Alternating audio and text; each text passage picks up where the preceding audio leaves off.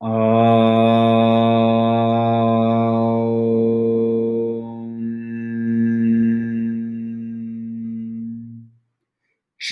गुरु गणेशाभ्याम नमः।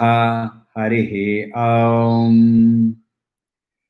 गीता स्वाध्याय 75वें सेशन में आपका स्वागत है। अभी हम अध्ययन कर रहे हैं 6वां अध्याय, 6ठम अध्याय आत्म संयम योग, और हमने अध्ययन किया है 11वां श्लोक का। 11वां श्लोक का और एक बार हम लोग रिवीजन कर लेते हैं।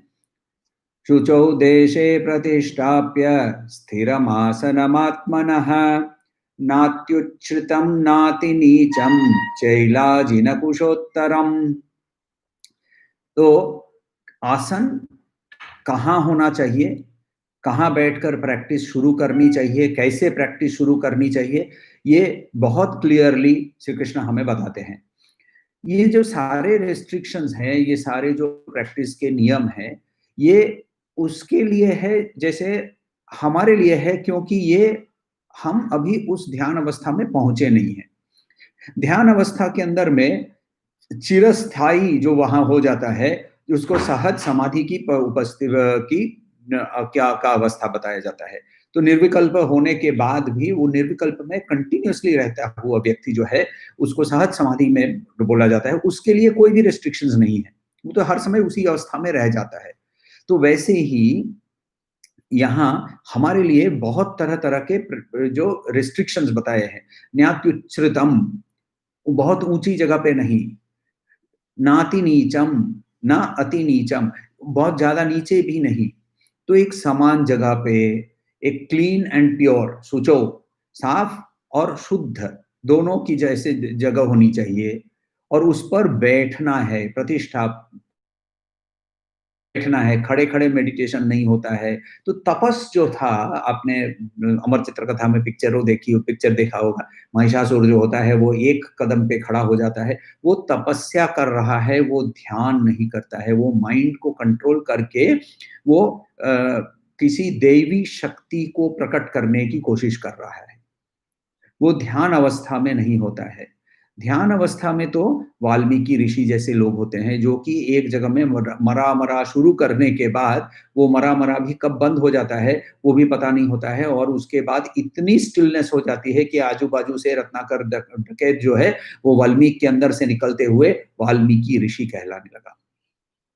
ऋषि मंत्र दृष्टा। तो ये स्थिरम आसनम आत्मनः, अपना आसन और उस पर स्थिर रूप से बैठना। आसन का 3 मतलब है। आसन है जिस जगह पर हम बैठेंगे और जिस पोज में बैठेंगे और जिस पोस्चर में बैठेंगे, ये तीनों को आसन बताया जाता है। उसके बारे में हम लोग आगे देखेंगे। तो वहां से हम लोग यदि आगे देखें तो हम अभी किस अवस्था में हैं अकॉर्डिंग टू श्री कृष्णा, क्योंकि इस अवस्था में यदि हम पहुंचे हैं, यहाँ उनका ये एडवाइस, ये उपदेश हमें मिल रहा है, तो हम अभी कहाँ हैं? हम अभी ऐसी जगह पे है जहां हम लोगों ने कर्मयोग की प्रैक्टिस की है। हमने एक अंडरस्टैंडिंग, हमने एक समझ हमारे अंदर में आ गई है कि मैं यानी शरीर, मनस और बुद्धि नहीं है, और अब हमें इस चीज का कि मैं क्या है, ये मैं कौन हूं, इसकी मुझे डायरेक्ट एक्सपीरियंस चाहिए। प्रत्यक्ष अपरोक्ष अनुभूति, अपरोक्ष दूसरे से नहीं, अपने आप से अपरोक्ष अनुभूति चाहिए। ऐसी अवस्था के लिए हमने पहले क्या किया? एनवायरनमेंट बनाया, फिर अपने बैठने की जगह बनाई, अब उस आसन पे बैठने वाले हैं। तो बैठने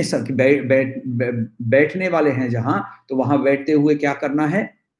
वहां लिखा हुआ है, श्री कृष्ण बताते हैं, वर्स नंबर 12, श्लोक 12 वाला श्लोक ले लीजिए। वहां बोलते हैं वो, तत्रैकाग्रम मनः कृत्वा यत चित्तेन्द्रिय क्रियः उपविश्यासने युञ्जाद् योगम आत्मविशुद्धये। तो यहाँ तत्र, उस पर, तत्र उस पर, ऑन दैट, उस पर क्या करना है? एकाग्र मन से बैठना है। अच्छा, हमारा मन कैसा रहता है? हमारा मन कभी भी एक आग्र नहीं रहता है। एक आग्र का मतलब होता है point. One of the meanings of आग्रह इज पॉइंट। इसके बाद भी हम लोग आग्रह वर्ड देखेंगे, उधर मीनिंग उसका थोड़ा अलग हो जाता है, बट यहाँ एकाग्र, एकाग्र यानी एकदम पॉइंटेड, सिंगल पॉइंटेड। देखिए लाइट जो है, इलेक्ट्रिसिटी से हम लाइट, घर के लिए जब लाइट यूज करते हैं तो हम एलईडी बल्ब होता है, ट्यूबलाइट होती है, ऐसी तरह तरह के लाइट यूज करते हैं। मगर जब उसको फोकस करके किसी चीज को काटना होता है तब उसको लेजर बीम, वही इलेक्ट्रिसिटी है, वही लाइट है, मगर उसको लेजर बीम बना देते हैं। तो यहाँ हमें अपने इंटेलेक्ट को पार करके निकलना है। Actually for that matter Kenopanishad के अंदर में बहुत सुंदर सा डिस्क्रिप्शन है इसके बारे में। वहां बोलते हैं कि धनुष जो है, धनुष जो है वो ओम को धनुष ले लो, यानी ओम यानी ब्रह्मा, ब्रह्मन को क्या का प्रतीक है, उसका ही धनुष ले लो। शर यानी बाण जो है, अपने आत्मा को बाण बनाओ और ब्रह्म को लक्ष्यम बनाकर ऐसे बाण को छोड़ो ताकि वो उस पर भेद करके लक्ष्य और बाण जैसे एक हो जाते हैं, वैसा कर लो। प्रणवो धनुषरो ह्यात्मा ब्रह्म तद्लक्ष्यमुच्यते, अप्रमत्तेन वेधव्यम शरवत् तन्मयो भवेत्। ऐसा उसको भेद करके वो एक हो जाना चाहिए, ऐसा एकाग्र मन करना। हमारा मन जो है वो बहुत इधर उधर भागता भी है और बहुत तेज से भागता है। यक्ष प्रश्न के अंदर में युधिष्ठिर को यक्ष पूछते हैं, यक्ष यानी धर्मराज खुद यक्ष के रूप में उसकी परीक्षा करने के लिए आए थे। तो उन्होंने पूछा कि बहुत सारे प्रश्न पूछे और उसके अंदर में एक प्रश्न पूछा कि वायु से तेज क्या है, और तुरंत ही युधिष्ठिर आंसर देते हैं कि वायु से तेज मन है। मन आपका, देखिए आप आंख बंद कीजिए और प्लूटो चले जाइए तो 1 सेकंड के अंदर में प्लूटो पहुंच जाएंगे। आपके जो भी काल्पनिक प्लूटो है, उस प्लूटो के ग्रह पे आपका मन वहां पहुंच सकता है 1 सेकंड के अंदर में। तो वहां 1 सेकंड भी नहीं चाहिए उसके लिए। और यदि हम उसके लिए स्पेस रॉकेट बनाएं और उधर पहुंचाएं तो उसको पहुंचने में कुछ साल लग जाएंगे, मगर यहाँ हमारा मन तुरंत पहुंच सकता है। और हमारा मन एक साथ एक जगह में मल्टीपल स्क्रीन, तो ये है जैसे वो मल्टीप्लेक्स होता है ना, तो स्क्रीन 1, स्क्रीन 2, स्क्रीन 3, स्क्रीन 4 और तरह तरह की मूवीज एक साथ चलती है वहां। यहाँ दृश्य दृश्य दृश्य देखने वाला एक ही व्यक्ति 4 स्क्रीन के अंदर में उसके तरह तरह के दृश्य देख रहा है। ये ऐसे अवस्था में, ध्यान अवस्था के अंदर में प्रवेश करना असंभव है। और इसीलिए क्या बोल रहे हैं श्री कृष्ण, बोलते हैं एकाग्र मन, मन एकाग्र करना है। तत्र यानी उसके ऊपर, एकाग्र मन कृत्वा, एकाग्र मन कृत्वा। उसके बाद यत, कंट्रोलिंग, कंट्रोल किसको करना है, चित्तेंद्रिय क्रिया। चित्त यानी माइंड, इंद्रिय यानी शरीर से जो 10 हमारे इंद्रिय हैं, ज्ञान इंद्रिय ऑर्गन्स ऑफ परसेप्शन, कर्म इंद्रिय ऑर्गन्स ऑफ एक्शन, इनके एक्शंस को, क्रिया इनके एक्शंस, इनकी एक्टिविटी को कंट्रोल करना है। हमारा मन जो है ना वो वर्काहोलिक होता है। वर्काहोलिक यानी उसको काम नहीं करने देने से वो बहुत तंग हो जाता है। उसको हमें बोलना पड़ेगा, सुन भाई तेरे को आज छुट्टी, तेरे को अभी छुट्टी देता हूँ 2 घंटे के लिए, 1 घंटे के लिए, जो भी हो, जो जितना भी टाइम हो, जिसकी प्रैक्टिस कर रहे हैं वो प्रैक्टिस के लिए तेरे को अभी मैं छुट्टी देता हूँ। हमारे हाथ पैर भी हिलने नहीं चाहिए, हाथ पैर भी हिलने नहीं चाहिए। यत चित्तेंद्रिय क्रिया, इंद्रियों के अंदर में 10 इंद्रियों के बारे में बता रहे हैं। हाथ पैर भी हिलने नहीं चाहिए। जब बैठते हैं तो वहां स्थिर रूप से दोनों मूवमेंट भी नहीं होना चाहिए और उसी जगह पे बैठ के हिलना डुलना भी नहीं होना चाहिए। ये इसीलिए वहां हाथ पैर, क्यों नहीं हाथ पैर हिलने चाहिए, क्योंकि जैसे ही देखिए माइंड और बॉडी दोनों बहुत क्लोजली रिलेटेड है। इसका साइंस में न्यूरो लिंग्विस्टिक प्रोग्रामिंग के जैसे बताया जाता है। यदि आप कभी कॉल सेंटर चले जाइए तो वहां कॉल सेंटर के बच्चों को, जो कि आए दिन फोन करते रहते हैं और आपको फोन करके पूछते हैं आपको इंश्योरेंस चाहिए क्या, आपको लोन चाहिए क्या, और नेचुरल आंसर क्या होता है हमारा, 99% आंसर क्या होता है, नहीं चाहिए। और कभी कभी हम लोग उनके साथ बहुत नेगेटिवली बात भी कर लेते हैं, गुस्सा कर लेते हैं। अब बेचारे को तो इतनी नेगेटिविटी एब्जॉर्ब करनी पड़ती है, तो उसको क्या करते हैं जानते हैं, वहां उसको एक शीशा, एक दर्शा उसके सामने रखा होता है और उसको बोला जाता है, ट्रेनिंग दी जाती है कि उसको, कि हर कॉल के बाद उस शीशे को देखो और खुद के ऊपर देखकर स्माइल करो। अब स्माइल करने से क्या होगा, स्माइल करने से क्या होगा, बॉडी के अंदर में कुछ केमिकल्स रिलीज होंगे और जो रिलीज होने पर आपके माइंड के अंदर में उसकी इफेक्ट होगी। तो mind and body keep interacting with each other. Mind के अंदर में जब एंगर हो जाता है, तब आंखें लाल हो जाती है, ब्रीदिंग जब हेवी हो जाता है।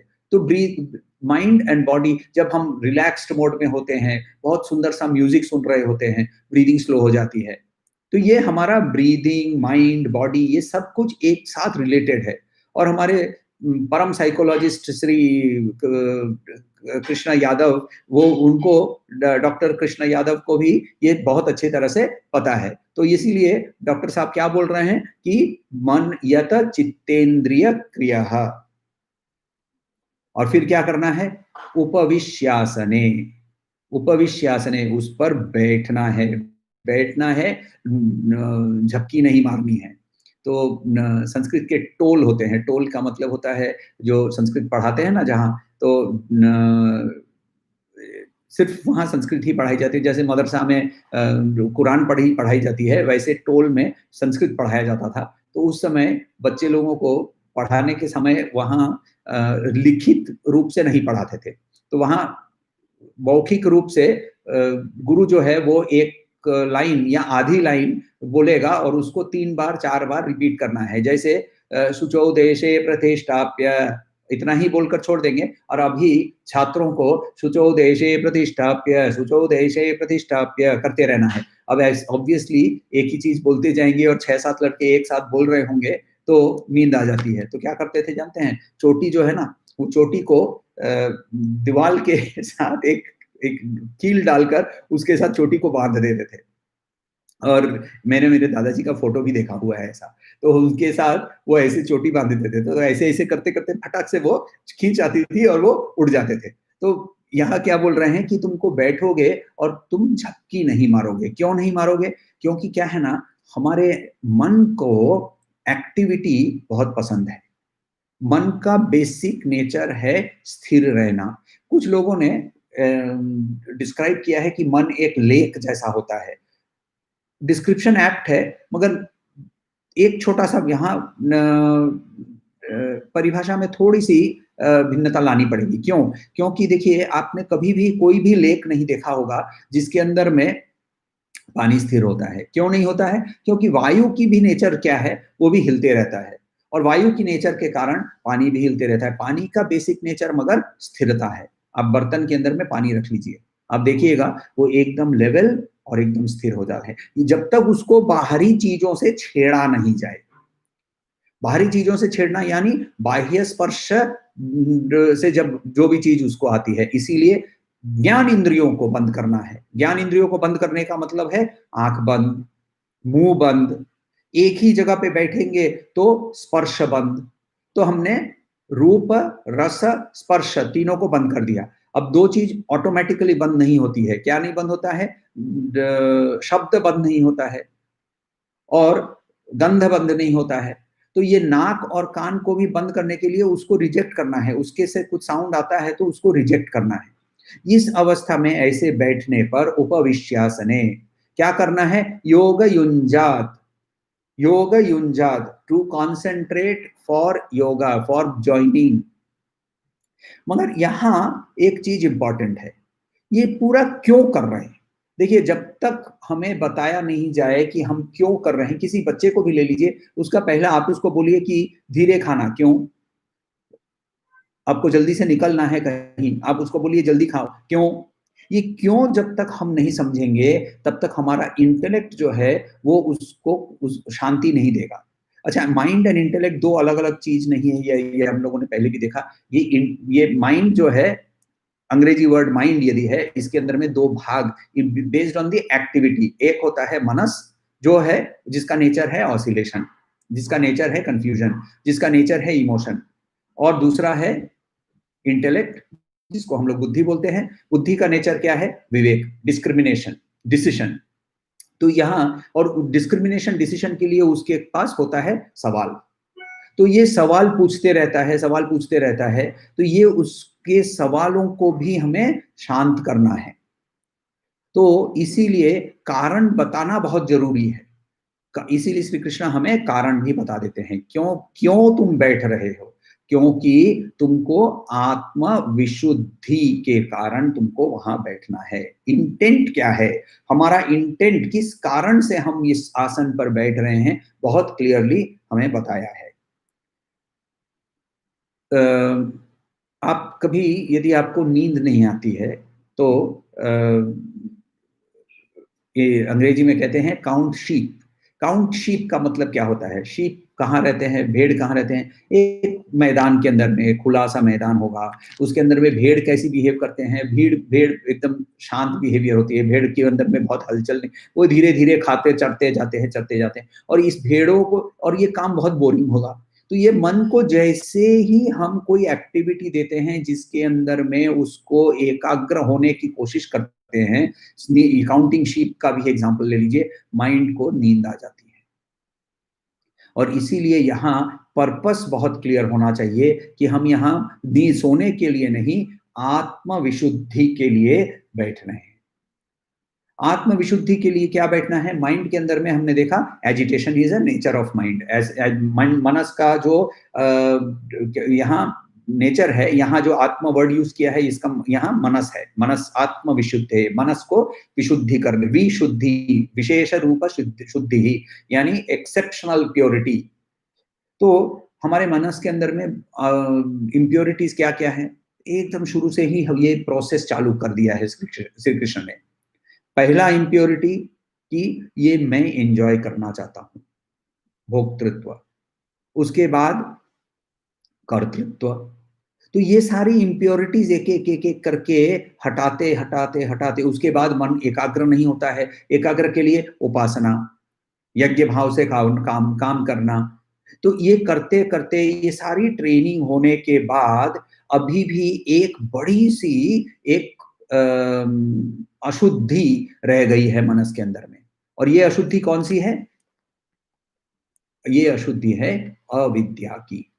अविद्या कि मैं अभी भी उस बॉडी, माइंड और इंटेलेक्ट के लिमिटेशन को पार नहीं कर पाया हूं, अनुभूति नहीं हुई है। और उस अनुभूति की प्राप्ति के लिए हमें आत्मविशुद्धि की जरूरत है। देखिए, हमारे जो इंद्रिय हैं, वो ये सब्जेक्ट और ऑब्जेक्ट के बीच का रिलेशन है थॉट।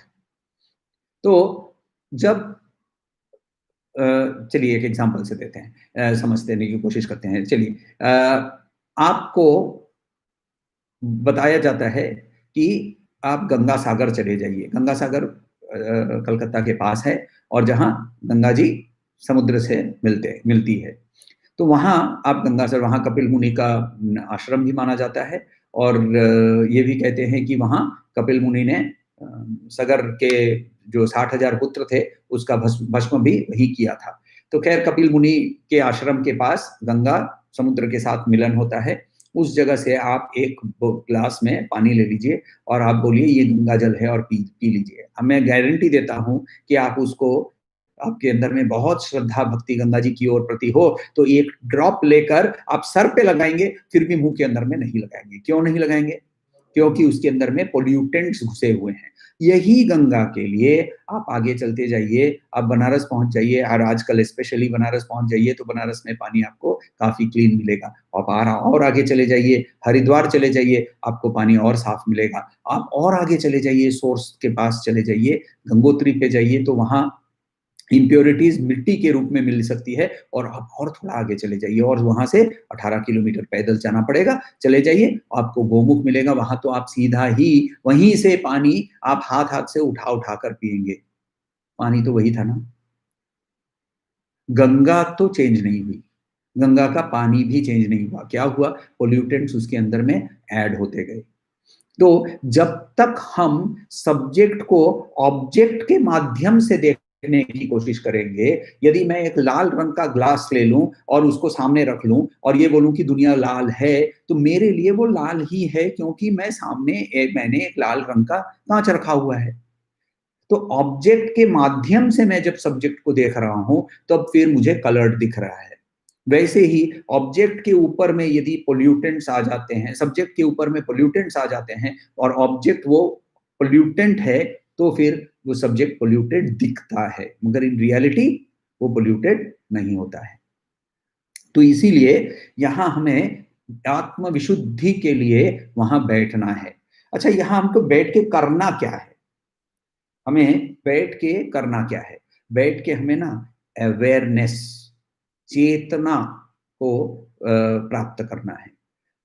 एक एक्सरसाइज देखिए, मैं आपको बोलूंगा कि आप अपने हाथ की ओर पहले जस्ट देखें। हाथ के बारे में सोचिएगा मत, सिर्फ हाथ को देखिए। हाथ के बारे में सचेत हो जाइए। अब जैसे ही बोलता हूं कि हाथ के बारे में सचेत हो जाइए, अभी हाथ के अंदर में जितनी रेखाएं हैं वो दिखने लगती है, कुछ सोच नहीं रहे हैं। आप हाथ के अंदर में रेखाएं हैं वो दिखने लगती है, हाथ के अंदर में, तो जितनी आप उसके ऊपर आपकी चेतना, यही चेतना, अब आंख बंद करके आप अपने नाक के बारे में आप सचेत होइए। अपने नाक के, हाँ, अपने नाक के बारे में सचेत हो जाइए। अब नाक के बारे में सचेत होना, आंख बंद करके नाक के बारे में सचेत होने का मतलब नाक के बारे में सोचना नहीं है। सोचना शुरू करेंगे ना, तो तुरंत ही मेरा नाक थोड़ा चपटा है, उसका नाक थोड़ा शार्प है, मेरे नाक के ऊपर में तिल है, ये सारी सोच आएगी। सोचना नहीं है, सिर्फ नाक है, नाक है।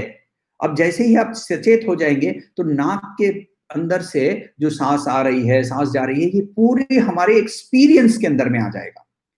जैसे ही हम इसके अंदर में सोच लगाते हैं तो उसके अंदर में हम past, present, future, expectation, anxiety, सब कुछ आ जाता है। इवन सिंपल थिंग लाइक नाक, तो कंपैरिजन आने लगते हैं, इमेजेस आने लगते हैं। हम जब सोचने लगते हैं ना, तो हमारे मन के अंदर में पिक्चर्स की दृश्य दृश्य आने लगते हैं। हमें वहां paying attention is a higher level of awareness, it is a higher level of thought.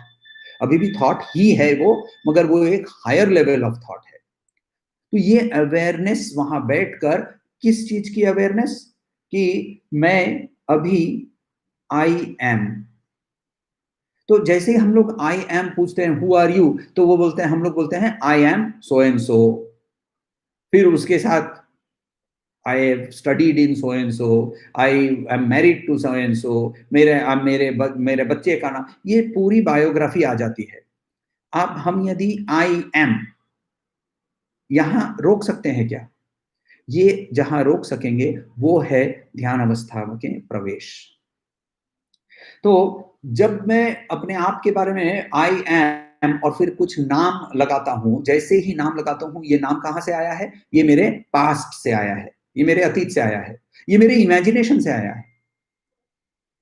क्योंकि मैं इमेजिन करता हूं कि मेरे माँ बाप ने मुझे ये नाम दिया था, उन्होंने बोला, बोलते गए, वो बोलते गए, वो बोलते गए, वो नाम मेरा परिचय बन गया। पहले 11 दिन नामकरण नहीं हुआ होगा, तो नामकरण 11 दिन तक नहीं होता है नॉर्मल संस्कार के अंदर में, तो वो 11 दिन तक मैं क्या था? मेरा नाम क्या था? तो चुन्नू, पुच्चू, मन्नू, बल्लू, ऐसे नाम थे। तो नाम भी एक बाहरी एक क्रिएशन है, वो एक आवरण है।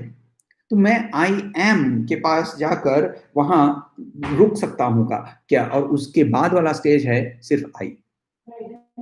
मेरा एग्जिस्टेंस के बारे में भी मुझे वो अवेयरनेस नहीं है। मैं ही मैं हूं, मैं ही मैं हूं।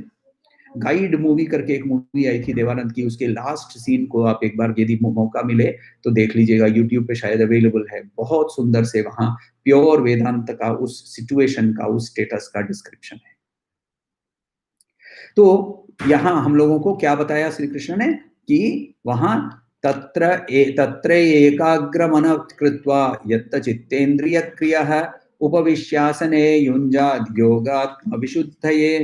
तो ये होने के बाद तो फिर हमें अब तक क्या हुआ है देखिए, 10वें वर्ष के अंदर में, 10वें श्लोक के अंदर में हमें सिचुएशन, यानी जो हमें प्राइवेटली बैठना है, अकेले में बैठना है, हमें कोई कुछ कुछ मैजिक हो जाएगा इसकी आशा नहीं करनी है, ये बताया। 11वें श्लोक के अंदर में हमें बताया बाहरी एनवायरनमेंट कैसा होना चाहिए, साफ होना चाहिए, शुद्ध होना चाहिए, आसन कैसा होना चाहिए, आसन कहाँ की स्थापना कहाँ करनी चाहिए, ऊंचा नहीं, नीचा नहीं, आसन कैसा बनाना चाहिए। अब उसके अंदर में जो बनाए वो लिटरल सेंस में मत लीजिएगा, अजीन खोजने न मत निकलिएगा। बेसिकली तो comfortable but not too soft, यही हम लोगों को चाहिए। 12वें श्लोक के अंदर में हमारी मनस्थिति और हमारे कारण, किस कारण हम कर रहे हैं। अब इस आसन पर हम बैठने वाले हैं, तो हम हमारा शरीर कैसे पकड़ के रखना पड़ेगा, शरीर कैसा होना चाहिए, इसके बारे में वहां बता रहे हैं। तो श्लोक नंबर 13 ले लीजिए। श्लोक नंबर 13 के अंदर में क्या बताते हैं? समम काय शिरो ग्रीवम धारयन्नचलम स्थिरः संप्रेक्ष्य नासिकाग्रम स्वम दिशश्चानवलोकयन्। तो यहाँ समम यानी एक लाइन में, इन सेम सेम। काय शिरो ग्रीवम, काय जो trunk part of the body, शिर हेड, दोनों को जोड़ता है, ग्रीव यानी गला, ये तीनों एक लाइन में होने चाहिए। सम काय काय शिरो ग्रीवम, और उसके बाद क्या बोल रहे हैं? धारयन अचलम स्थिरम। तो धारयन अचलन, अचलम का मतलब क्या? अचल का जो मतलब होता है, अचल actually is a word for mountain. तो जैसे हिमाचल, तो मलयाचल, तो अचल जो वर्ड है यानी पहाड़ के जैसे उसका बेस कितना बड़ा होता है, वैसे उसकी यहाँ हमारा बेस जो है वो एकदम फर्म हो जाना चाहिए पहाड़ के जैसे। और स्थिर, दोनों, तो पहाड़ एक है कि पैदल इधर उधर घूमना नहीं है, पहाड़ के जैसे एक जगह पे बैठना है, और स्थिर का मतलब उस पर बैठ के हिलना भी नहीं है। तो ये दो हम लोगों को यहाँ उन्होंने बताया। मगर यहाँ और एक चीज हम लोगों को समझना है कि हम ऐसे जब बैठते हैं समम काय शिरोग्रीवम, तो एक लाइन पे, इसका मतलब ये नहीं कि उसको टेंस एकदम टाइट करके बैठे। यदि हम उसको टाइट करके बैठेंगे तो हमारा माइंड का अटेंशन उस टाइटनेस, उस टेंशन पे चला जाएगा। और यहाँ बैठकर हमें क्या करना है? स्थिर बैठना है। तो स्थिरम सुखम आसनम, स्थिर सुखम आसनम, ये पतंजलि बोलते हैं। ये यहाँ आसन, कौन सा आसन, कौन से आसन में बैठने से ये तीन एक लाइन पे आ जाते हैं ऑटोमेटिकली। इन पे योग सूत्र के भाष्यकार बोलते हैं कि इसके लिए पहला मोस्ट फेवर्ड बेस्ट आसन इसके लिए है पद्मासन। पद्मासन में बैठने पर ये हमारी जो स्पाइन है वो सीधी ऑटोमेटिकली होती है। इसको अपने आप ही ऑटोमेटिकली रख सकते हैं। अब हमारे यदि प्रैक्टिस नहीं है, उम्र हो गई है, अब घुटने बेंड नहीं होते हैं, तो उसके लिए ऑल्टरनेटिव भी दिया गया है। ऑल्टरनेटिव है दूसरा, सेकंड की सिद्धासन। सिद्धासन में यदि बैठेंगे, यानी एक पैर भीतर की ओर मोड़कर पेरिटोनियम के वहां टच करता है और दूसरा पैर उसके ऊपर में, थाई के ऊपर में आ जाता है। तो एक पैर आधा, अर्ध पद्मासन जैसा, ऐसा नहीं है आसन, अर्ध पद्मासन बता रहा हूं, सिद्धासन। दूसरा पैर भी ऊपर नहीं ले पाते हैं, अर्ध सिद्धासन, अर्ध सिद्धासन। ये तीन, और चौथा वज्रासन। अब वज्रासन प्रैक्टिस का आसन है, उसमें स्पाइन सीधी जरूर रहती है, मगर वो आसन ध्यान के लिए नहीं है। ध्यान के लिए सिर्फ तीन ही आसन बताए गए हैं, पहला पद्मासन, सिद्धासन, अर्ध सिद्धासन। ये तीन आसन में बैठकर अब ध्यान के लिए बैठना है। अब देखिए, कुछ लोग होते हैं वो बोलते हैं कि हम तो बैठ ही नहीं पाते हैं, हमको चेयर पे ही बैठना पड़ता है। कोई बात नहीं है, स्पाइन सीधी रहनी चाहिए, स्पाइन सीधी रहनी चाहिए, शरीर सीधा रहना चाहिए, गला, शरीर और सर तीनों एक लाइन पे रहने चाहिए। चेयर पे ही बैठना है तो पैर दोनों फ्लैट, पैर पे जमीन पे रहने चाहिए। हाथ दोनों ऐसे पोजीशन में रखना है कि वो कंफर्टेबल रहें, हाथ इधर उधर हिले नहीं, और हाथ एकदम टाइटली बांध कर, गांठ बांध कर बैठना नहीं है। तो ये बहुत सिंपल सा इंस्ट्रक्शन है। समम काय शिरो ग्रीवम, एक लाइन पे। स्वामी निखिलानंद जी बताते हैं कि जैसे एक कपड़े को आप हैंगर पे लगाते हैं तो वो हैंगर पे कैसे सीधा ऐसे लटकता होता है, वैसे ही ये हमारा शरीर वैसे यहाँ लटका देना है। तो वैसे ही हमारे शरीर को वैसे लटका देना है। बिना हिले शरीर एकदम सीधा होकर लटक जाता है। और फिर बताया है उसके बाद संप्रेक्ष्य नासिकाग्रे। अब यहाँ बहुत इंटरेस्टिंग है। नासिकाग्रे, अब आंख आपकी बंद है। नासिकाग्रे का मतलब क्या? अग्र का मतलब पॉइंट बताया था थोड़ी पहले ही, एक अग्र का मतलब। मगर अग्र का और एक मीनिंग भी होता है। अग्र का और एक मीनिंग क्या है? और एक अग्र का मीनिंग है बिगिनिंग, जहां शुरू होता है नाक। क्योंकि हमें हर समय ना भगवान श्री कृष्ण के जो भी मीनिंग्स देखते हैं, एक चीज याद रखिएगा कि उनमें कभी भी कॉन्ट्राडिक्शन नहीं आता है। कभी भी कॉन्ट्राडिक्शन नहीं मिलेगा आपको। और यदि कॉन्ट्राडिक्शन है तो वो हमें समझने में तकलीफ हुई है, इसीलिए कॉन्ट्राडिक्शन आता है। तो यहाँ लोगों कहते हैं कि नासिकाग्रे यानी ऐसे करके नाक के टिप की ओर देखो। अब वैसे फिजिकली रियली प्रैक्टिकली देखते बैठेंगे तो सरदर्द होगा और कुछ होगा नहीं। और यदि नाक ऐसे अटक गया, हम बच्चों को बताते हैं ना कि ऐसा मत करो मत करो मत करो, तो आंख में पावर हो जाएगा। वो सब ऐसे ये फिजिकली नहीं करना है, एज इफ। अच्छा, वहां भी नासिकाग्रे का ये इसके लिए हम लोगों को पहले क्या बताया था? श्री कृष्ण ने बताया था स्पर्शान कृत्वा बहिर्बाह्यन चक्षुश्चैवांतरे भ्रुवो, बताया था ना। तो चैप्टर 5 के अंदर में लास्ट की ओर में बताया था कि आईब्रोज के बीच में वहां फोकस करो। यानी यहाँ वो नाक जहां शुरू होता है, नासिकाग्रे, तो वहां नासिकाग्रे का मतलब है सेम प्लेस जिसके बारे में हम लोगों को चैप्टर 5 के अंदर में बताया था। तो वहां हमें फोर्स नहीं करना है, जैसे हम लोगों ने पिछली बार भी देखा था जब हम लोगों ने चैप्टर 5 वर्स 27 किया था।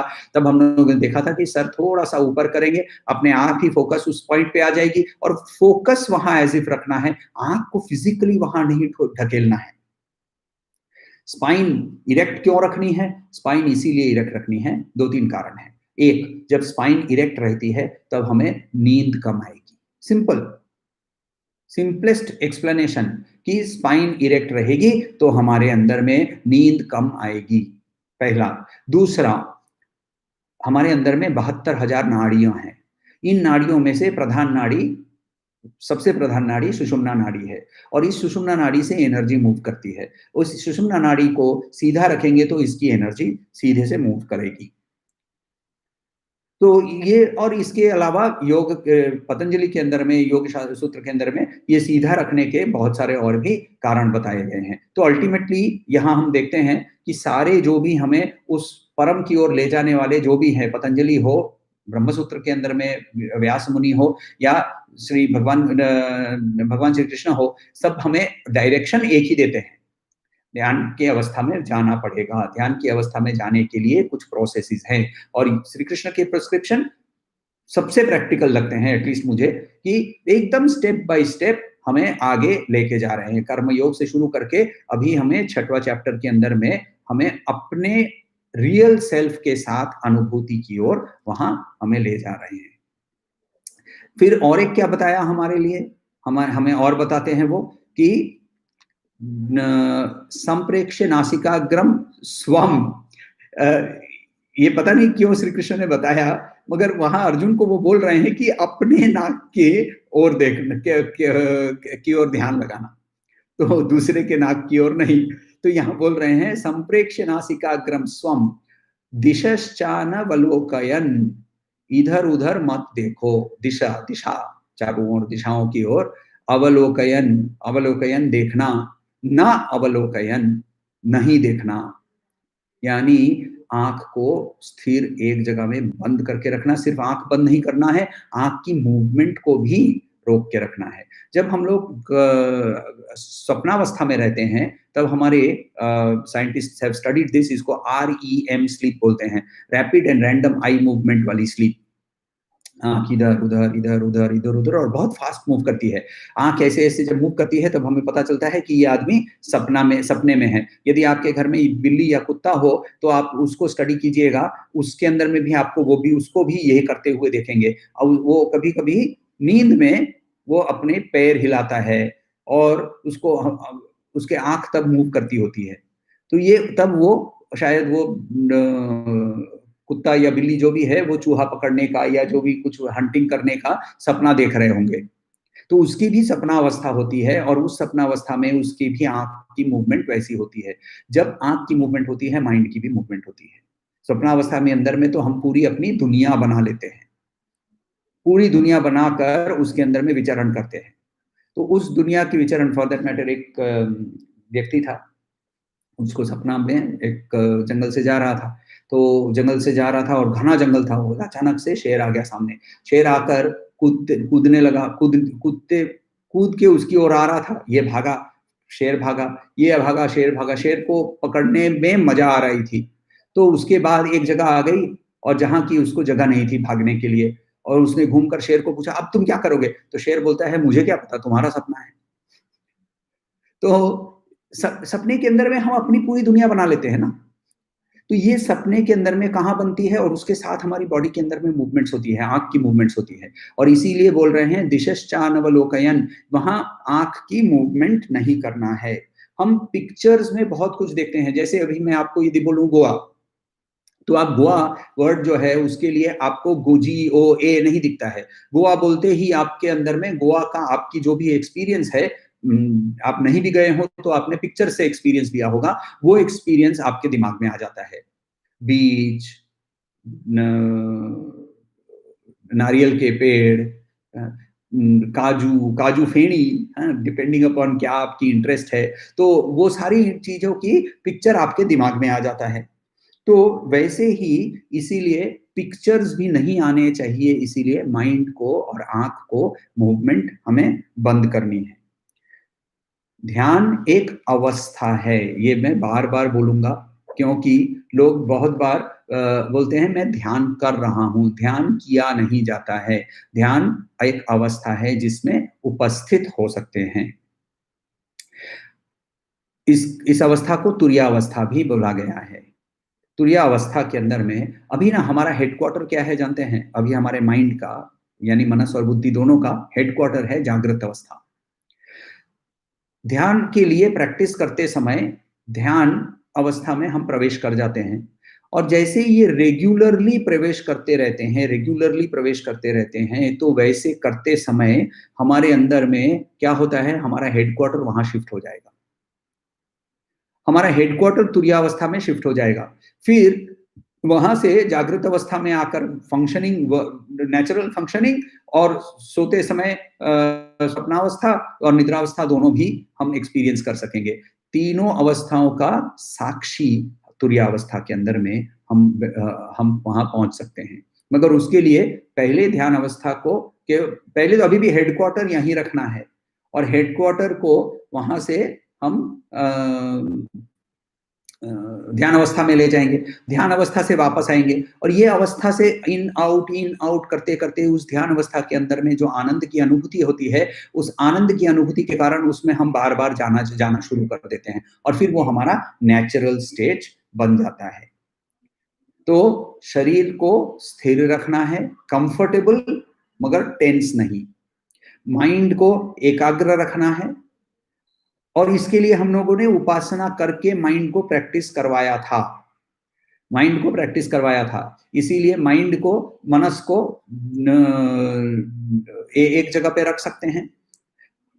इंद्रियों को फोकस करके इधर-उधर आँखों को भटकने नहीं देना है और ध्यान को भ्रू मध्य, नासिकाग्र यानी नाक जहाँ शुरू होता है, वहाँ नासिकाग्र यानी भ्रू मध्य, वहाँ ध्यान को स्थिर करके वहाँ उस आसन पे बैठना है। अभी तक हम ध्यान अवस्था की प्रैक्टिस नहीं शुरू की है। अभी हम तो सिर्फ आसन पे बैठे हैं। अब बैठ के करना क्या है, वो हम आगे देखेंगे अगले सेशन में। तो आपके पास कोई सवाल हो तो पूछिएगा। आरईएम को कैसे कंट्रोल करें? आरईएम को कंट्रोल करने के लिए आरईएम कहाँ से आता है? आरईएम फिजिकल एक्ट है, मगर एक्चुअली ड्रीम कहाँ से आता है? तो ड्रीम जो है, इसके द साइकोलॉजी ऑफ ड्रीम्स जो है, ये बहुत बड़ा चैप्टर है फॉर साइकोलॉजिस्ट्स एंड न्यूरोलॉजिस्ट्स। तो ये साइकोलॉजिस्ट, न्यूरोलॉजिस्ट इस ड्रीम स्टेट को बहुत डिटेल में स्टडी की हुई है। ज़्यादातर मैं उस सपनों की बात नहीं कर रहा हूँ जहाँ मैं क्या बनूँगा, वैसा वाला सपना, वो उसकी बात नहीं कर रहे हैं। अब हमारे पास्ट प्रेसिडेंट स्वर्गीय अब्दुल कलाम जी ने कहा है कि स्वप्न वो होता है जो सोने नहीं देता है। तो वैसे सपने की बात नहीं कर रहे हैं हम, और वो सपने की बात नहीं कर रहे हैं जिसके अंदर में कुछ स्पिरिचुअल एक्सपीरियंसेस हो जाती हैं। तो वो भी एक अलग टाइप का सपना है, मगर इन नॉर्मल केसेस हमारे जो सपना होते हैं, वो सपन जो है, वो हमारे सबकॉन्शियस माइंड के अंदर में से वो उसकी जो एक्सपीरियंसेस, डिजायर्स, वो सपन की अवस्था में मैनिफेस्ट होती है। सिंस सपन के अंदर में कोई रिस्ट्रिक्शन नहीं है, कोई फिजिकल रिस्ट्रिक्शन नहीं है, तो वो सारी जो है वो अजीबोगरीब मैनिफेस्टेशन ले सकती हैं। जब हम इस प्रैक्टिस से, कर्मयोग से लेकर कर्म संन्यास तक की पूरी प्रैक्टिस करते हैं, जिसके अंदर में उपासना की प्रैक्टिस करते हैं, तो मन के अंदर में आत्मविशुद्धि, मन की शुद्धि की प्रोसेस के अंदर में ये सबकॉन्शियस डिजायर्स जो हैं, ये भी एक करके त्याग हो जाते हैं। और जैसे ये त्याग हो जाते हैं, तो उनके अंदर में आरईएम स्लीप नहीं होती है। भगवान श्री रमन महर्षि का टेस्टिंग किया गया था। किसी उस समय ईईजी नहीं होते थे, मगर उनके बारे में देखा गया था। एक तो वो सोते थे सिर्फ 1 डेढ़ घंटा 2 घंटे के लिए, और उस डेढ़ 2 घंटे के अंदर में उनकी आंखों के अंदर में कोई मूवमेंट नहीं होती थी। तो उनके अंदर में कोई आरईएम स्लीप होती ही नहीं थी, और वो नींद उनको एक्चुअली जरूरत इसीलिए पड़ती थी, सिर्फ शरीर को रिजुवेनेट करने के लिए, क्योंकि माइंड उनका जीरो हो गया था। माइंड की एक्टिविटी, हम लोगों को नींद की जरूरत इसीलिए पड़ जाती है क्योंकि हमारा माइंड जो है, देखिए हम लोग शारीरिक रूप से किसान की जैसे या कोई कंस्ट्रक्शन वर्कर के जितना काम नहीं करते हैं, तो हमारे शरीर को उतनी विश्राम की जरूरत नहीं पड़ती, हमारे मन को बहुत विश्राम की जरूरत पड़ती है, और इसीलिए नींद की जरूरत पड़ती है। जब यदि जैसे जैसे मन शांत होने लगता है, वैसे वैसे नींद की जरूरत भी कम होने लगती है। हाँ, ऑब्वियसली अब यदि साथ में आप शारीरिक बहुत सारा काम करेंगे, तो शरीर को अपने आप को उसके जो टिश्यूज रीबिल्ड करना है, जो भी अंदर से रिपेयर वर्क करना है, मेंटेनेंस वर्क करना है। देखिए गाड़ी चलते चलते मेंटेनेंस करना बहुत डिफिकल्ट होता है। तो इसके बारे में ऐसा था कि एक हार्ट सर्जन था, वो अपना गाड़ी लेकर एक मैकेनिक के पास गया, और गाड़ी के पास ले जा मैकेनिक के पास ले गया, तो मैकेनिक ने बोला कि तुम जो करते हो और मैं जो करता हूँ एक ही चीज़ है, वही कल पुर्जे ठीक करते हैं। तो तुमको इतना पैसा मिलता है और मुझे इतना कम मिलता है, क्यों? तो हार्ट सर्जन ने कहा कि एक काम करो, अगली बार ना गाड़ी चालू रखते हुए तब मेंटेनेंस करके दिखाना। तो वैसे ही ये गाड़ी को रुकना पड़ता है। तो इसीलिए जब हम गाड़ी रोक लेते हैं, रोकने के बाद उसके अंदर में रिपेयर का वर्क होता है। यदि हम शारीरिक रूप से यदि बहुत ज़्यादा एक्टिव नहीं हैं, ऐसे एक्टिव की बात नहीं कर रहा हूँ मैं, नॉर्मल हम लोग जो मॉर्निंग वॉक, इवनिंग वॉक करते हैं, उसकी बात नहीं कर रहा हूँ। हम जैसे किसान काम करता है, जैसे कंस्ट्रक्शन वर्कर काम करता है, वैसा काम यदि नहीं कर रहे हैं, तो हमारे शरीर को रिजुवेनेशन की कम ज़रूरत है। हमारे माइंड को बहुत ज़रूरत पड़ जाती है, और माइंड को ज़रूरत पड़ने के कारण हमारे अंदर में जो सारी सबकॉन्शियस जो है क्लीनिंग है, वो ड्रीम्स के माध्यम से होने लगती है। Dream sleep is an essential part of how we our mind repairs itself. मगर यदि माइंड ही को हमने ऑफ करने की क्षमता डेवलप कर ली हो, तो फिर माइंड को भी आरईएम स्लीप की भी जरूरत नहीं पड़ती है। और कोई सवाल हो तो पूछिएगा।